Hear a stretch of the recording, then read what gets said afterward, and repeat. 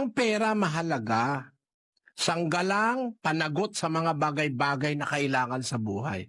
Pero pagka inibig mo ang pera, ginawa mo ng parang Diyos ang pera, masama na yon.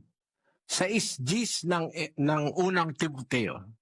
Sapagkat ang pag-ibig sa salapi ay ugat ng lahat ng uri ng kasamaan, na sa pagnanasa ng iba ay nangasingsay sa pananampalataya at tinutuhog ang kanilang sarili ng maraming mga kalumbayan. Maliwanag ang sabi ng salita ng Diyos. Pag inibig mo na yung salapi, mahal mo na yung salapi mo. Ugat na yan ang lahat ng uri ng kasamaan.